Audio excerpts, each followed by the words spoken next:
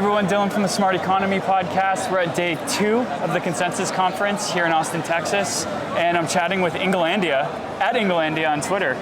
How's it going, man? Thanks for having me, Dylan. You know, we just ran into each other in front of the DeLorean and you know, talking about privacy and Bitcoin and, you know, the future of decentralized trading, and here we are. Yeah, so I initially saw your Tornado Cash shirt, and I thought that it was really rad to see that because we're in a time in the US right now where it's a little bit scary when it comes for privacy-oriented solutions. But last week we did see the House approve the anti-CBDC bill. That's right. So from your perspective, building on Sovryn and being a Tornado Cash believer that code is free speech, how do you feel right now? Where are we in the States at least when it comes to preserving privacy in these things? I'll preface this by saying that we are Bitcoiners, but we appreciate the innovations from other ecosystems, because one day, you know, we want to bring them over to Bitcoin. So why not, you know, battle test them on other layers, right? And, you know, let all the explosions and unicorns come from those ecosystems. So we take the finest and bring them over to Bitcoin. That's kind of the mission of Sovryn. Mm-hmm. But to answer your question, with that bill passing through the House, we watch what happens in the government, but we're still going to keep building privacy-preserving, non-custodial protocols for trading of Bitcoin.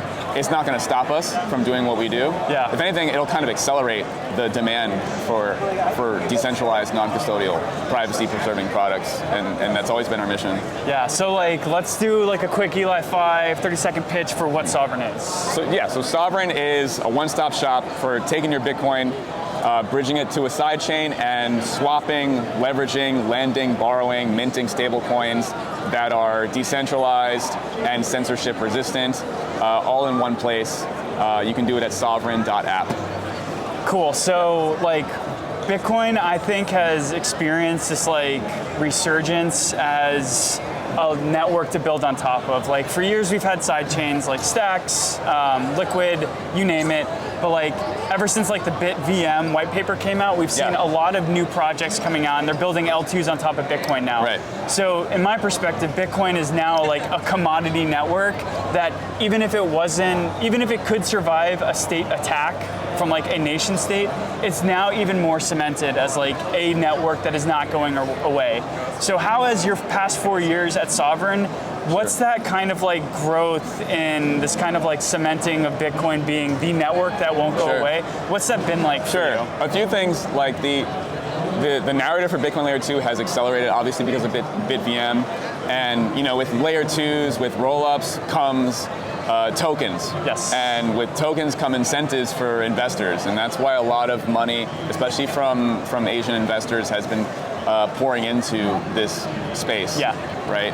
And a great use case for Layer 2s is building, you can fork Bitcoin and make a centralized Bitcoin, but you can't fork all the Layer 2s that build upon it. So it kind of builds a defense in depth for the Bitcoin ecosystem, right?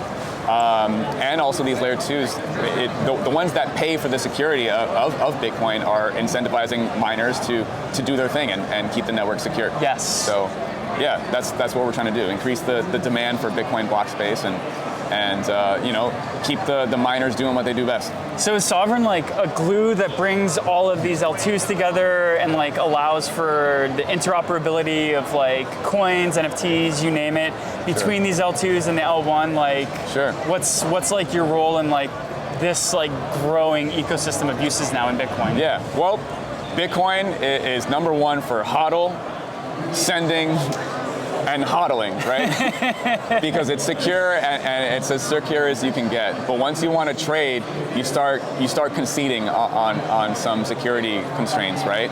But we're working to use what we've got, as imperfect as it might be, to enable the trading, all of the financial primitives that we're used to, in a way that is functionally as safe and secure as the hodling and sending on Bitcoin Layer 1. And interestingly enough, there's lots of innovations happening on Bitcoin Layer 1 as well. People are trying to build AMMs, people are trying to do the DeFi stuff on Bitcoin main chain, but it's not sustainable long term, right? As nifty as it can be. So, but with that said, we experiment with all layers of Bitcoin. We've done stuff with Lightning, we've done stuff with Bitcoin main chain, runes especially, and we've got these new roll-up projects coming out like Bob, BitLayer, Mezzo, and we want to have be that standard all-in-one DEX experience where you can go to one place and bridge from Bitcoin main chain to any layer 2, or if I want to swap from Bitcoin on this layer to stablecoin on this layer and have it all in one place with Bitcoin as the underlying security. Yeah, so all these things are popping off right now. You just mentioned a variety of L2s. How is Sovryn keeping their finger on the pulse for these ever-growing use cases now? I'm basically a solo one-man reconnaissance dude at these conferences like Consensus. Listening to what people are talking about, learning what people are building, new DeFi primitives that are coming from the Ethereum DeFi space over to Bitcoin, and seeing what's the edge, and where can we find our place. Yeah. I think something that's super interesting is the Bitcoin maxis have been really good at keeping the narrative of this is a potential asset that can become the global reserve standard, and they've been carrying the torch. And for the longest time, it was always anti-Ethereum because there's shitcoinery. But now we're starting to see DeFi use cases, new coins, NFTs that are launching on the Bitcoin ecosystem. So how, in your experience, has this kind of narrative of the people who've been holding the torch melding with these new use cases that will ultimately help secure the network as the subsidies become less and less over the years? So, incentives are natural law.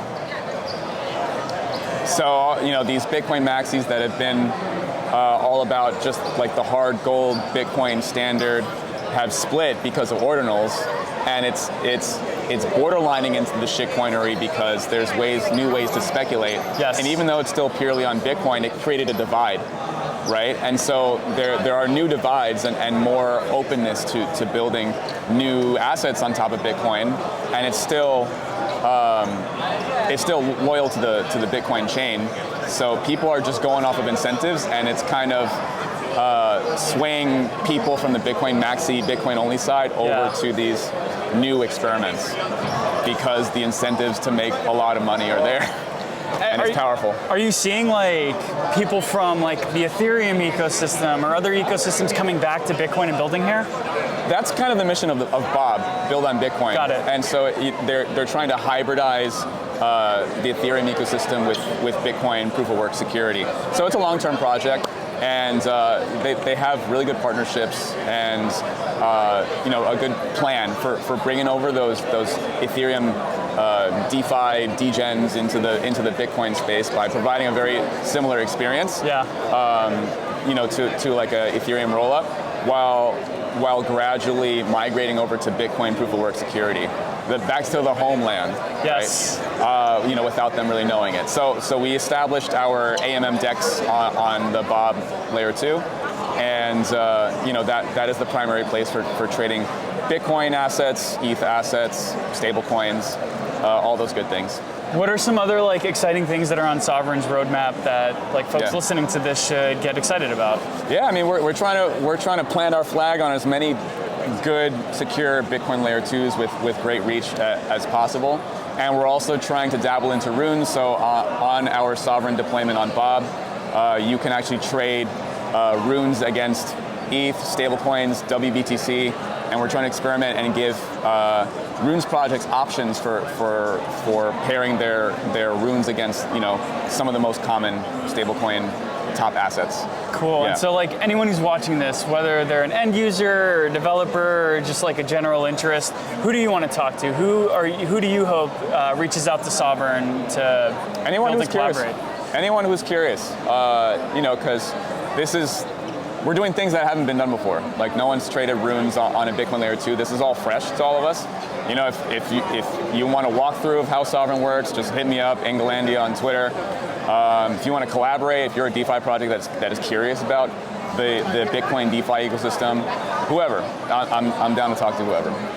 Is this your first consensus? No, 5th, 6th. Cool. Yeah, I've been doing this way too long. So this is your 5th or 6th consensus. What's the vibe that, and over the years, and where are we at today? Sure. I think where we're at today, I think there's a lot more open-mindedness to the Bitcoin ecosystem.